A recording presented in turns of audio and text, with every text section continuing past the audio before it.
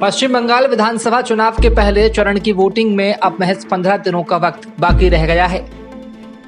लिहाजा तमाम सियासी दलों ने अपनी पूरी ताकत झोंक दी है। साथ ही राजनीतिक पार्टियां अपनी अपनी जीत के दावा भी कर रही हैं और सियासी जोड़-तोड़ में लगी हैं। बीजेपी अपने मिशन 200 प्लस के लिए जी तोड़ मेहनत कर रही है। टीएमसी के वैसे कई नेता अब बीजेपी में शामिल हो चुके हैं, जो 2011 और 2016 में ममता बनर्जी की जीत के सूत्रधार रहे हैं। ऐसे में आइए जानते हैं बीजेपी के उन 5 चेहरों के बारे में जिन पर चुनाव में बीजेपी की जीत का दारोमदार टिका है। नंबर 1, स्वप्न दास गुप्ता।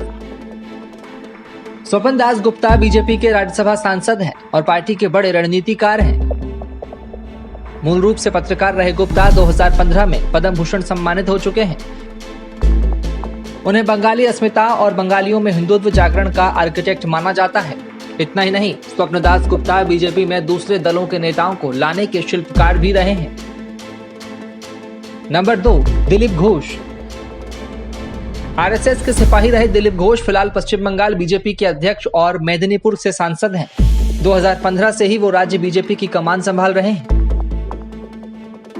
2016 के विधानसभा चुनाव में घोष ने कांग्रेस के दिग्गज और 7 बार लगातार विधायक रहे ज्ञान सिंह सोहनपाल को हराकर प्रदेश में बीजेपी के लिए बड़ी सफलता की संभावनाओं की अलख जगाई थी। नंबर 3, मुकुल रॉय। बंगाल की सियासत के चाणक्य कहे जाने वाले मुकुल रॉय कभी टीएमसी प्रमुख ममता बनर्जी के खास हुआ करते थे। टीएमसी में उनकी जगह नंबर 2 की थी, लेकिन 2017 में मुकुल रॉय बीजेपी में आ गए।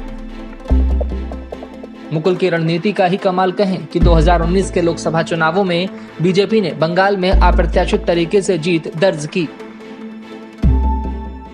बीजेपी को राज्य की कुल 48 में से 18 सीटों पर जीत मिली। फिलहाल मुकुल रॉय बीजेपी के राष्ट्रीय उपाध्यक्ष हैं।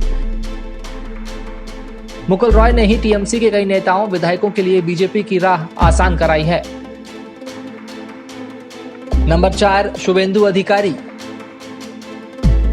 बंगाल में ममता बनर्जी की मां माटी और मानुष की लड़ाई हो या नंदीग्राम और सिंगूर में भूमि अधिग्रहण के खिलाफ सड़कों पर जन आंदोलन का मामला हो, शुभेंदु अधिकारी हमेशा ममता बनर्जी के साथ खड़े रहने वाले नेताओं में आगे थे। वो ममता के सबसे करीबी नेताओं में थे। अब वो तृणमूल छोड़कर बीजेपी के साथ जा चुके हैं। नंदीग्राम के आसपास के इलाकों में उनके परिवार का बड़ा सियासी दबदबा रहा है। इसी वजह से शुभेंदु ने ममता को नंदीग्राम से 50,000 वोट से हराने की चुनौती दी है। और नंबर 5, मिथुन चक्रवर्ती। बॉलीवुड स्टार रहे 70 साल के मिथुन चक्रवर्ती हाल ही में पीएम मोदी के संग मंच साझा कर चुके हैं। पीएम के पहुंचने से थोड़ी देर पहले ही उन्होंने बीजेपी की सदस्यता ली थी। इससे पहले मिथुन ममता बनर्जी के करीबी रह चुके हैं। हालांकि 2015 और 2016 में शारदा चिटफंड घोटाले में नाम आने पर मिथुन ने दिसंबर 2016 में राज्यसभा से इस्तीफा दे दिया था। रिपोर्ट।